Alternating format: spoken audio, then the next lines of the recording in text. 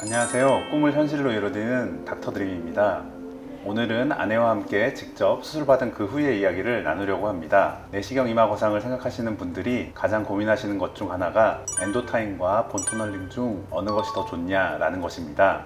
엔도타인과 본터널링 중 이게 더 좋다, 이건 별로다, 어떤 고정으로 하는 것이 원장 실력이 더 좋은 거다 같은 의견이 분분한 걸로 압니다. 그래서 이번 주제는 엔도타인과 본터널링 비교로 정해보았습니다. 엔도타인과 본터널링 중 어느 게 더 좋냐라는 질문에 저의 답은 개인의 피부 상태와 처짐 정도에 따라 다르다입니다. 뻔한 답이긴 하지만 이게 정답이라고 생각합니다. 아시는 분도 많으시겠지만 엔도타인은 미국 식품의약품안전처와 한국 식품의약품안전처에서 허가받은 투명한 PLA 재질로 체내에서 완전 흡수되는 고정장치입니다. 전용 드릴로 뼈의 위치를 잡고 엔도타인을 넣어 고정한 후 앞쪽 돌기에 피부를 고정하는 방식입니다.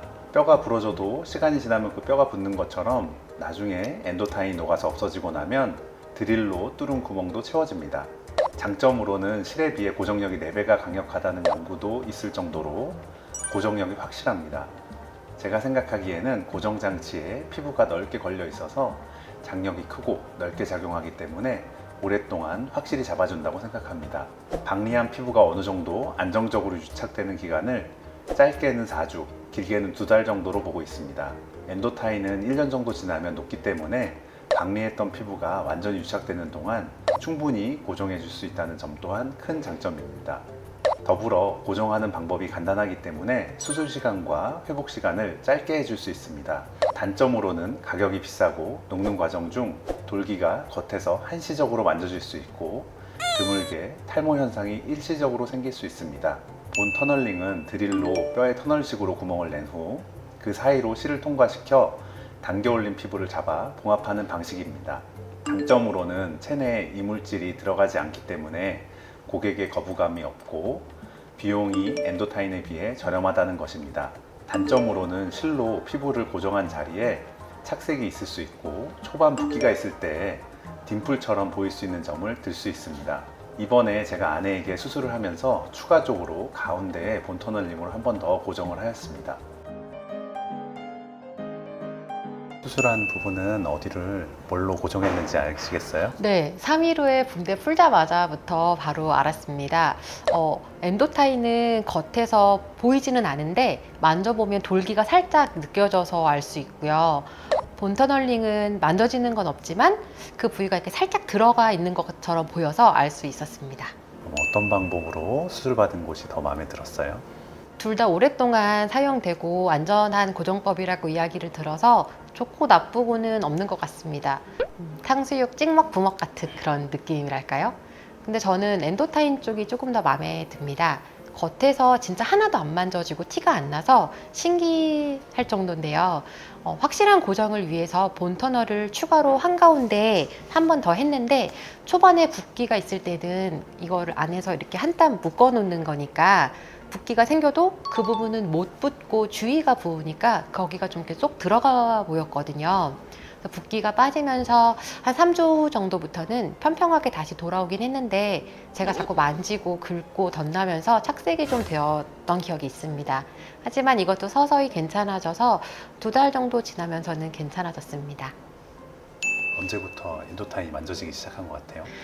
수술 후에 엔도타인이 만져질 수 있다는 경고를 미리 들어서 놀라지는 않았지만 수술 후 3주, 4주 정도 후까지는 붓기가 좀 있는 상태여서 만져지지 않았고요. 한 달 후쯤부터 잠붓기가 빠지고 이마 감각이 좀 돌아오면서 엔도타인이 이렇게 각도에 따라서 살짝 보이기도 했습니다. 이때는 피부를 고정하는 돌기가 뾰족하게 만져졌고요.